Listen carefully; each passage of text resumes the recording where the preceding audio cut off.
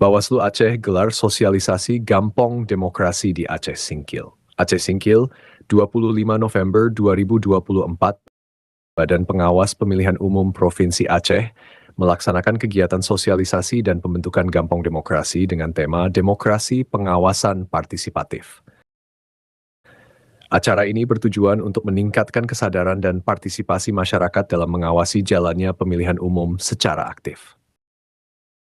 Dalam acara yang berlangsung di Kabupaten Aceh Singkil ini, Bawaslu menekankan pentingnya kolaborasi antara masyarakat dan lembaga pengawas pemilu untuk memastikan pelaksanaan pemilihan umum yang jujur, adil, dan transparan.